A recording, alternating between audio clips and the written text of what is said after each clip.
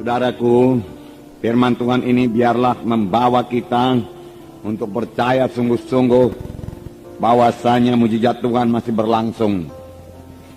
Bahwasanya penginjilan yang berhasil adalah penginjilan yang disertai dengan kuasa Tuhan, yang disertai dengan tanda-tanda, yang disertai dengan kesembuhan orang sakit, yang disertai dengan kebebasan yang terikat.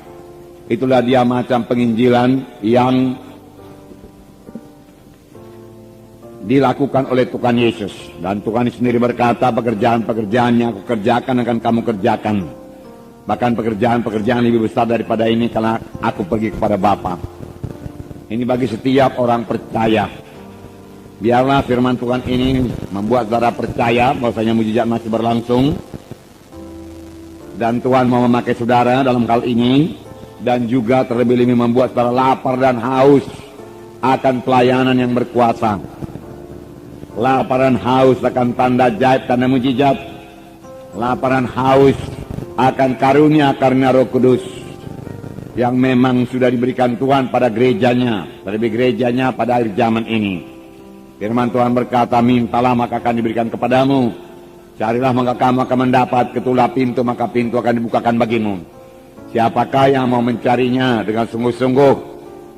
Nah, oleh sebab itu mari kita rindukan, saudaraku, kuasa dan tanda mujizat Tuhan ini. Jangan puas, saudaraku, dengan pelayanan yang biasa-biasa saja. Ya, harus terjadi mujizat Tuhan dalam tiap-tiap kebaktian kita. Amin. Karena Tuhan kita ajaib adanya. Kalau saudara membaca kitab Kisah Para Rasul, karena itu kisah perbuatan dari Roh Kudus. Amin. Ya, mujizat Tuhan banyak kali terjadi dalam Kisah Para Rasul. Dan biarlah pada zaman ini lebih banyak lagi mujizat Tuhan. Amin. Kita akan membaca Kisah Rasul pasal 8 ayat 1 sampai 13. Haleluya. Jadi Simon yang tukang sihir ini juga takjub melihat tanda-tanda dan mujizat-mujizat besar. Tanda-tanda yang besar, mujizat-mujizat yang besar terjadi. Jadi banyak tanda, banyak mujizat. Amin. Banyak penyataan-penyataan Roh Kudus harus terjadi dalam pelayanan kita. Pelayanan Filipus ini juga dikatakan mereka mendengarkan firman Tuhan. Tetapi mereka bukan hanya sekedar mendengar saja, mereka juga melihat tanda-tanda yang diadakannya. Setelah mereka mendengar firman Tuhan dan melihat tanda-tanda yang diadakannya, tanda mujizat yang tidak bisa dilakukan dengan kekuatan manusia, mereka dengan bulat hati menerima apa yang diberitakannya itu. Sebab dikatakan dari banyak orang keluarlah, orang-orang yang kerasukan keluarlah roh-roh jahat itu dengan suara keras. Berteriak dia. Setan bisa berteriak memakai mulut orang yang kerasukan itu. Dan banyak orang lumpuh dan banyak orang timpang. Bukan sedikit, banyak. Biarlah kita merindukannya. Biarlah kita lapar dan haus akan hal ini. Karena inilah dia pelayanan Tuhan Yesus. Dan Tuhan Yesus berkata, pekerjaan yang aku kerjakan akan kamu kerjakan. Sidang akhir zaman ini yang mengerjakannya. Sebab tanda orang percaya, mereka itu akan meletakkan tangan atas orang sakit, lalu orang itu akan sembuh. Dan mereka itu akan mengusirkan setan dalam nama Yesus. Dan setan bisa tunduk dalam nama Yesus. Nah, saudara, setan bekerja sepanjang zaman. Dalam pelajaran-pelajaran kita yang lalu kita telah melihat bahwasanya setan berusaha menghancurkan gereja pertama. Setan tidak peduli walaupun gereja itu masih sangat muda. Lebih cepat dihancurkan lebih baik. Itulah dia setan. Ya, pada waktu terjadi mujizat Tuhan, orang lumpuh disembuhkan, saudaraku. Kemudian mereka mengancam rasul-rasul dan berkata kepada Petrus dan Yohanes, jangan lagi mengajar dalam nama Yesus. Kami tangkap engkau. Kami punya kuasa menangkap engkau. Kalau engkau mengajar lagi dalam nama Yesus, diancam.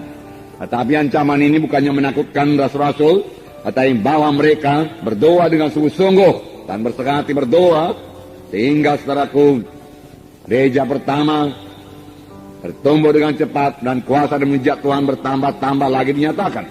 Amin, saudara. Firman Tuhan mengatakan demikian. Bertambah-tambah lagi dinyatakan. Mujizat-mujizat terjadi dan banyak orang diselamatkan. Dalam Kisah 5 ayat 12 saya bacakan kepada saudara. Kisah 5 ayat 12. Dan oleh rasul-rasul diadakan banyak tanda dan mujizat di antara orang banyak. Semua orang percaya selalu berkumpul serami Salomo dalam persekutuan yang erat. Jadi bukan berpihak-pihak mereka, dalam persekutuan yang erat. Amin. Nah, milikilah persekutuan yang erat satu sama lain. Persekutuan yang erat. Dalam satu sidang harus ada persekutuan yang erat. Harus bersehati. Dan sidang itu bisa diberkati Tuhan. Amin. Rumah tangga yang bersehati adalah rumah tangga yang diberkati Tuhan. Amin. Ayat 14. Dan makin lama makin bertambahlah jumlah orang yang percaya kepada Tuhan, baik laki-laki maupun perempuan. Nah, langkah baiknya ini, ya. Bahkan mereka membawa orang-orang sakit keluar ke jalan raya dan membaringkannya di atas balai-balai dan tilang, supaya apabila Petrus lewat, setidak-tidaknya bayangannya mengenai salah seorang dari mereka. Jadi karena tidak sempat lagi meletakkan tangan, bayangan Petrus saja menyembuhkan. Bukan bayangan Petrus menyembuhkan, kuasa Tuhan menyembuhkan. Karena mereka punya iman pada Tuhan. Amin. Dan bayangan Petrus itu hanya sebagai point of contact saja. Ya. Mereka sembuh. Ayat 16. Dan juga orang banyak dari kota-kota sekitar Yerusalem datang berduyun-duyun dan membawa orang-orang yang sakit dan orang-orang yang diganggu roh jahat. Ada yang sakit, ada yang diganggu roh jahat. Jadi ada roh jahat mengganggu, hati-hati. Ya. Kita bukanlah orang yang mau bersoal jawab, berdebat-debat, saudaraku. Kita perlu menyatakan tanda ajaib, tanda mujizat, membuktikan bahwasanya Yesus hidup dan dia bangkit daripada kematian dan dia bekerja. Amin. Saudara bisa melaksanakannya, saudaraku.